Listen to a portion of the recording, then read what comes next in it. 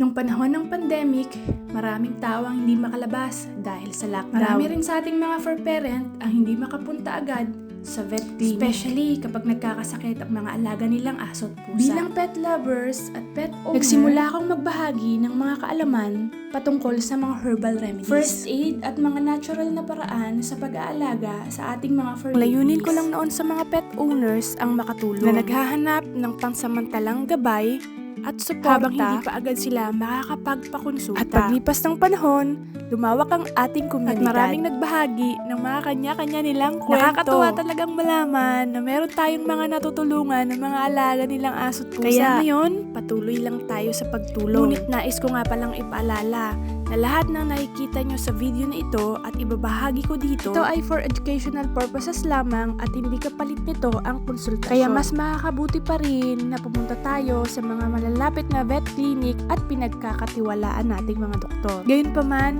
Meow Marine nga pala na merong 4 dogs and 11 cats.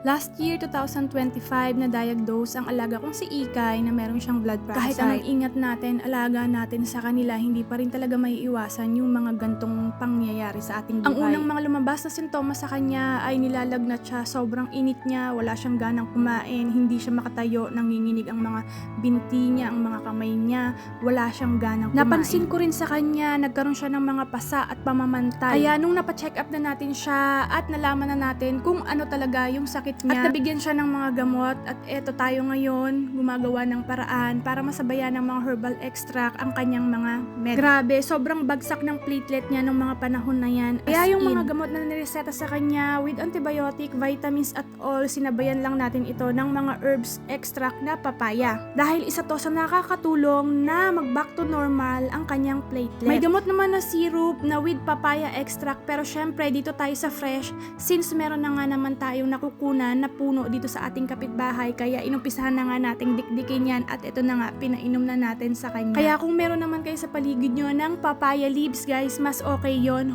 fresh. Dikdikin nyo lang yan and yung tawa-tawa naman pwede nyong i-boil. Since wala akong tawa-tawa, yung powder na lang yung ginamit ko sa kanya. And alam nyo ba, wala pang 3 days, tumayo na siya, kumain na siya, grabe, thankful talaga ako na nagiging okay na siya at effective na yung mga med na binigay natin sa kanya. Tignan nyo naman, after 3 days, nagiging okay na siya, nakakatayo na siya, at nakakain na siya at last. At ituturo ko nga sa inyo dito, ipapakita ko nga sa inyo dito kung ano ba yung mga herbs extract na sinabay natin sa mga gamot niya. At ayun, tignan nyo, ika 4 days, 5 almost days. Almost 1 week din na gamutan. And after that, napaliguan na natin siya, nasasama na natin siya sa mga camping era natin. Sa wakas, di ba nakakatuwa talaga na super effective yung mga herbs extract na ginawa natin at pinainom natin sa kanya. Kaya ngayon, watch dahil out. Ituturo ko sa inyo kung ano yung mga paraan na ginawa natin bukod sa mga med na binigay sa kanya galing ng vet clinic. Itong mga paraan na to guys, or itong tip na ituturo natin sa inyo, ito na yung pinaka magiging last option nyo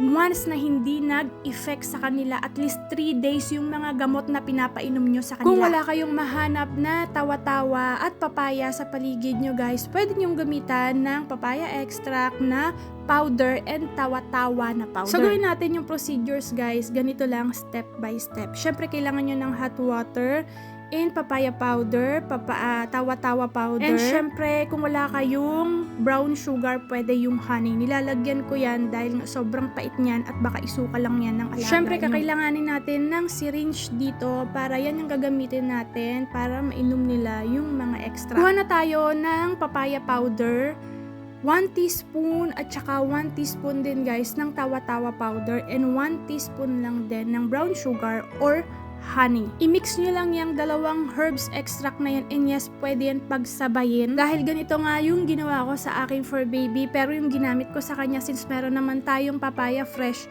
Yun yung pinainom ko sa kanya that time. Ngayon, isasample lang natin sa inyo kung paano nga yung sa mga powders. Guys, pag pinainom nyo to sa kanila, kuha lang kayo ng 2 ml, at least 2 times a day nito ng mixture ng tawa-tawa at saka ng mixture ng papaya extract. After nyo silang mapainom ng antibiotic, interval lang kayo ng 3 minuto tapos sabayan nyo ng mga herbs extract kagaya nito. Kung meron na kayo guys ng mga gamot, better pa rin na sabayan nyo ito to pass recovery ng mga alaga nyong pusa at aso. Yes, pwede po siya sa pusa at aso. Once na nagkaroon ng blood parasite, matik yan, anemia, or bumagsak ang platelet niyan, makakatulong ang papaya extract at tawa-tawa extract para ma-recover or mag-back to normal ang kanilang mga platelet. Now, here's the last option kapag wala kayong antibiotic or hindi nag-effect yung binigay sa inyong gamot at least 3 days guys. Grabe, super effective na to. Super subok ko na to sa mga alaga kong pusa at aso.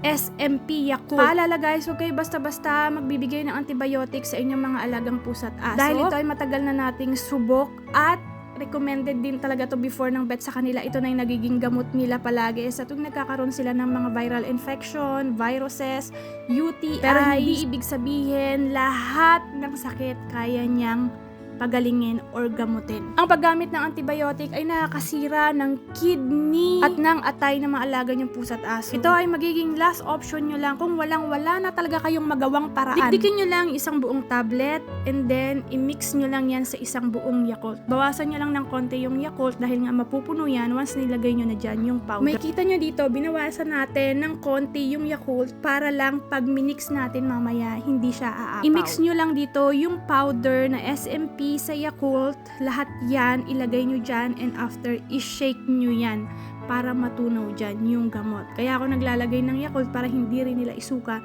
yung kanilang antibiotic. At alam naman natin na kahit papano nakakatulong yung Yakult para sa kanila. So kung wala na talaga kayong magawang paraan guys, gawin nyo to, subukan nyo to. Sana makatulong sa mga alaga nyong pusa at aso. Take it or leave it, patay man o buhay yung alaga nyo. At least meron kayong ginawang paraan kahit papano, kahit wala na kayo. Ito lang guys yung magiging kailangan nyo: papaya extract, tawa-tawa extract, SMP Yakult, and the dextrose powder. Then after natin ma-shake yan, ready to drink na yan. Syempre, isasample ko sa inyo si Ikay na magaling na ngayon. Yes. So ipapainom natin sa kanya ngayon yung herbal lang dahil hindi natin pwede ipainom yung antibiotic guys. Sample lang yon para makita nyo kung paano natin ginagawa. So kumuha lang kayo ng 2 ml at least 2 times a day. Yun yung gawin nyo sa kanila kapag small breed. Kapag big breed naman, gawin yung 5 ml ang mga herbs extract 2 times a day, pusa man yan or aso. Huwag kayong mag-alala guys dahil ang mga herbs ay walang overdose. So ganun lang kasimple, pwede nyong unahin yung mga herbs extract bago yung antibiotic. Yung antibiotic naman guys, SMP Yakult, ilagay nyo sa ref yan, tumatagal yan at least 1 week kasabay ng mga herbs extract, tumatagal po yan. As long as maayos yung pagkaka-storage nyo dito. The same thing, the SMP Yakult, 2 ml lang din ang ipapainom nyo sa small breed and 5 ml lang din kapag big breed yung mga alaga nyong pusa at aso.